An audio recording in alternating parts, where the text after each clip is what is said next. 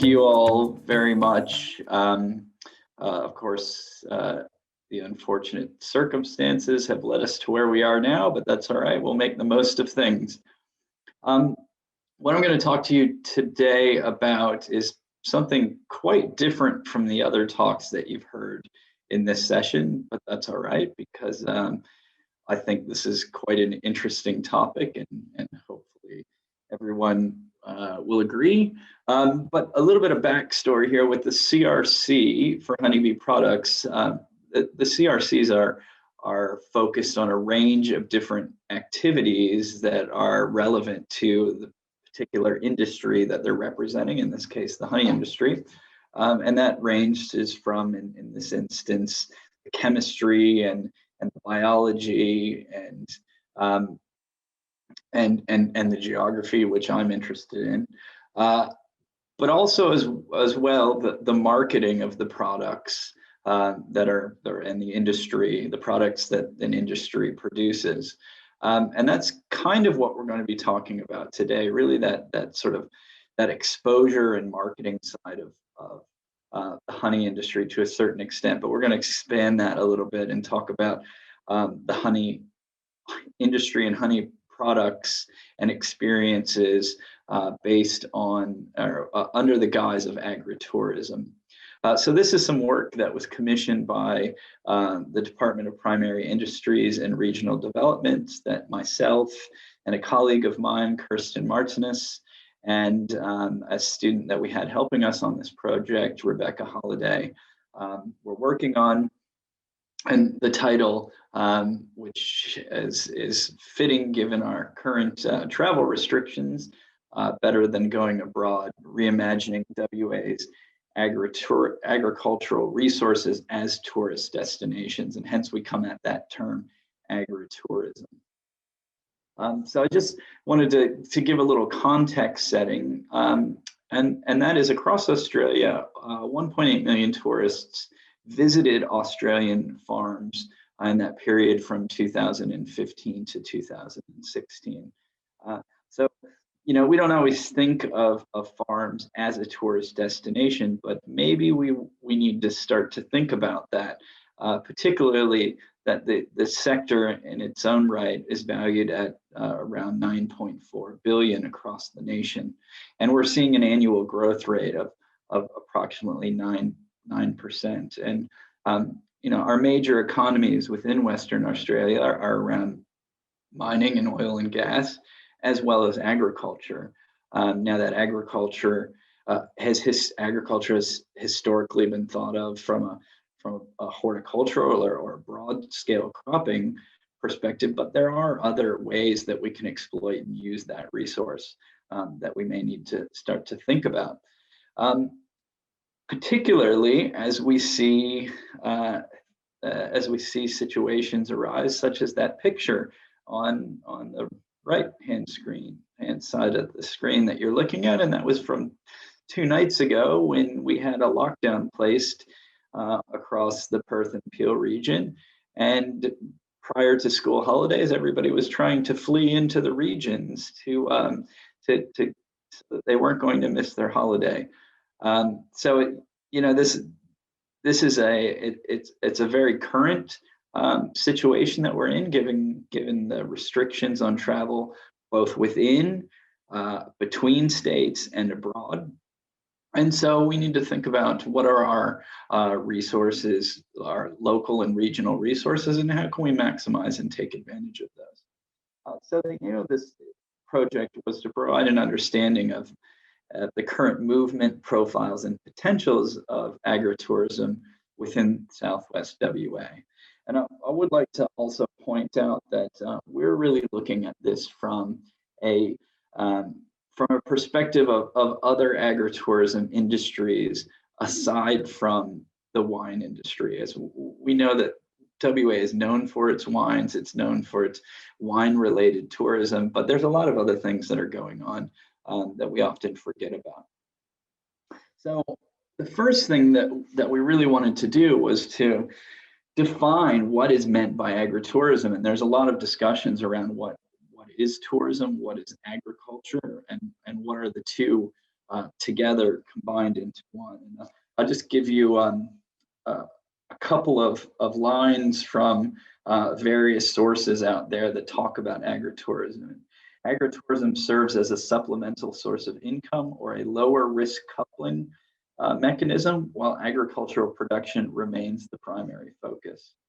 Agritourism is considered to be a kind of farm diversification, which can be developed as a supplementary activity to agriculture.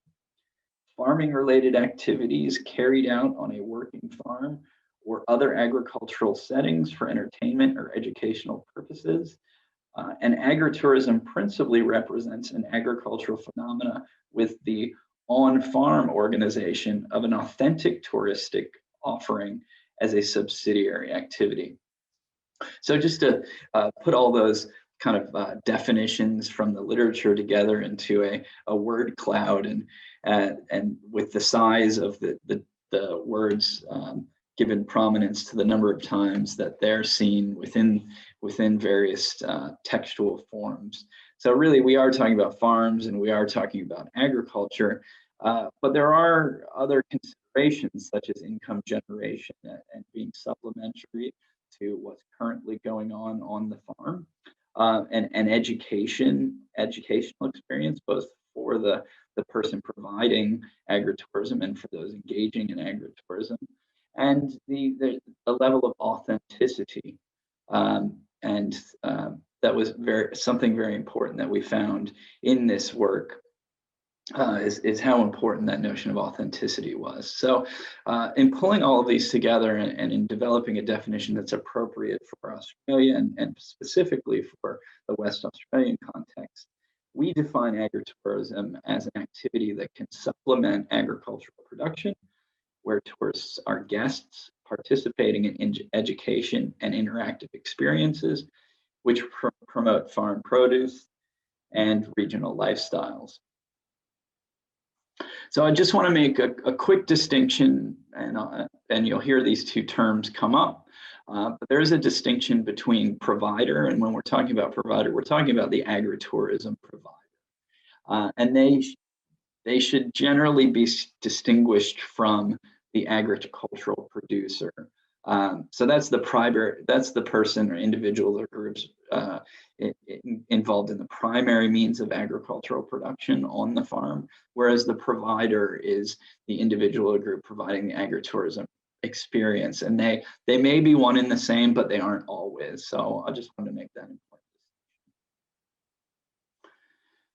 So one of the things that became evident in the literature around agritourism is that we can start to think about an agritourism as an experience, and that became evident that we're moving into a space where individuals, when they go on holiday, they don't just want to see and buy things, they want to do things, they want to get involved, they want to have experiential holidays. And with that said, then we began to pull together a layering of experience that can help us examine and define agritourism. And that layering consists of 5 segments, and that's a learning segment, an interaction segment, an authenticity segment, location, and length of stay. So learning, we can further break down into subcategories. All of these we can break down into subcategories, but just quickly, we can break learning down into whether there's instructional activities occurring on farm, or whether there's self-guided learning, interactions such as full day, full immersion interactions in terms of farm related activities, or are we just observing those tasks, or are we getting involved in the task? What is the level of involvement? And how authentic is the experience? Am I engaged in actual working farm activities, or are these activities staged? Such as, am I shearing or practicing the shearing of a sheep, or am I standing or sitting in the line and having sheep come through and sharing multiple shoes. Just as an example of how we might differentiate that layer of authenticity. And the location, is it happening on farm? Is it happening off farm? And then also, as a lot of people with kids will think of agritourism as a farm stay. So, there is a temporal component to this as well. Is it happening in the matter of an hour or a few hours or a full day, or are we staying overnight on the farm itself? So I'm putting the cart before the horse a little bit, but really we can pull all of this information together and think about this as a shared experience. And that shared experience is between the provider and the visitor. And that interaction between the two produces a shared outcome. And we can look at those shared outcomes and think about them in terms of interpersonal connections or spatial connections between the global world and the local community, or the state and the local community. We can think about those shared outcomes from a personal development and growth perspective, either from the provider themselves or the visitor learning and learning new techniques or learning new skills, and learning about the lived experiences of others. And that also relates to the sustainability of regions, particularly as our farms move from smaller scale family operations to broadacre agriculture that may have a corporate leaning, where we lose that sense of community in our rural areas. And so these shared outcomes provide both the provider an experience and the visitor an experience. But again, I think the important thing to remember is that both are getting something out of the experience, both the provider and the visitor. So how did we go about doing this? Well, first of all, just quickly, there was a mapping approach that we undertook. What is out there in terms of agritourism businesses? And we audited those businesses. And then we conducted a survey, which I won't talk too much about. And then we also conducted a number of interviews with providers. So the first task was identifying what agritourism businesses were out there. And there was a series of approaches that we used to triangulate this. And we're focusing, I should state, we're focusing primarily on the Southwest, and that's the Goldfields Esperance region, Great Southern, Peel, and the Wheat Belt. First, we started with a systematic internet keyword search using factory farm, et cetera, and that revealed about 293 ag tourism businesses in the Southwest. We also had discussions with the development commissions in these regions. There is an agritourism listing on touristradio.com.au. We also surveyed a number of those booking websites. And so we ended up with over 300 potential agritourism businesses, and then whittling that down and removing wineries from this list. I think we ended up with about 244 viable businesses. And they look, in terms of a spatial distribution, they look something like this. So, the usual areas, the Great Southerns, the Margaret Rivers, the Pembertons, the Manjimups, and the Swan Valley, if you will. So then we went through this audit process. So using this layering approach of what is the experiential layers that an agritourism business provides to the tourist, we use that as a way to audit each of the businesses that we had identified. And so both these graphics are showing the same thing, just in different ways. And what we're looking at really is this percent of, through our audit system, the percent of businesses that are providing different subcategories under each layer. So from a learning experience, the majority of agritourism businesses in the Southwest are providing one-off instructional sessions. From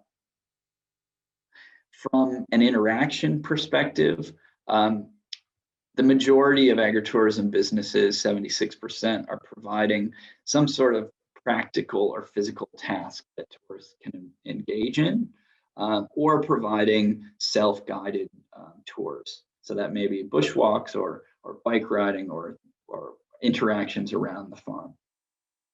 Authenticity was a very important component to the agritourism businesses, both from a provider's perspective, but also from a visitor's perspective. And the way that was provided either was either through staged working activities or through sales on the farm. There were a number of activities that were provided off of farm, but the majority were provided on farm, and that relates back to that experience. And there were kind of a split between overnight farm stay type businesses and day visits. So yeah, depending on what the tourist wants, the options are out there. So I just wanted to quickly, and I know I'm running out of time as I often do with these things, but I just wanted to read a couple of quotes, and this comes back to our interviews. And we interviewed about 25 agritourism providers to get a sense of what they felt about the industry. And it really was that the providers themselves really felt that they gained something very important at being a provider of agritourism. And they thought they had a very important role to play. And this first quote, I think, conveys that, where an interviewee said, "I think we have a responsibility to educate, shall we say non-foodies, because foodies get it, but to educate people on how important local produce is, sustainability in farming, etc." So there was a real feeling of an importance on the agritourism provider as providing education to the outside world. But providers also identified that they gained personal and professional development. Of course, income was important, but also connectedness, and a connectedness to place, but also connectedness to the outside world. And as one interviewee said, because you are more isolated, you make more of an effort to have that kind of community spirit and community feel. We have quite a lot of regular customers. Providers also were very focused on providing a real experience, telling their stories to the outside world and providing a better understanding of what it was like to live in the regions. And as one interviewee identified, people love that story. They love the information we can give them and what we do and how we do it. But as I identified, there is this shared outcome. There's this shared outcome between both the providers. The providers are getting something out of this interaction, as well as the visitors. I do get a lot of fulfillment from it. When you're a farmer, and even though I am only a small farm and not that far away, not like the wheat farmers, you still live a very isolated life. It is nice to have people to talk to, explain what you're doing, tell them what you are doing wrong and what you do right. Everyone's very appreciative. There's something there to make people feel a part of your community. It's very fulfilling. But it's not all positives. And I just thought I would bring up a couple of the negatives that were identified by our agritourism providers. And one was that there's not a lot of support for the industry on the outside or from tourism, the State Tourism Association directly, and sometimes also through local tourism organizations as well. And that our State Tourism Association really provides incentives for large events that are kind of out of the realm of the small agritourism providers' ability to engage, both from a time and a monetary perspective. And we still have issues with connectivity in our regions, and I love this quote in the beginning. We got the Minister for Telecommunications out here, Minister Field. A couple of years ago, I spoke at an event and spoke about telecommunications being our major thing. They thought it was a really good idea to have a conference out in the region, so I volunteered our shearing shed rather than them going to York or Northam or somewhere convenient. It was really funny when we had the minister here and his assistant were outside holding up 3 phones trying to get telecommunications. So finally, I just want to end with some recommendations from our project.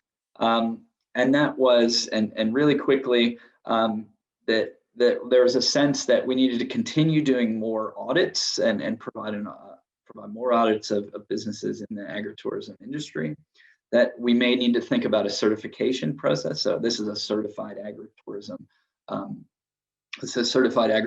business. The use of trails within our regions was really important, and increasing those. Having a directory of agritourism businesses, linking more closely with the wine industry, understanding the cultures and individuals from outside the regions and outside of Australia coming and engaging in our agritourism industry, and having a better connection and better flow of information between the state and the local and the regions themselves.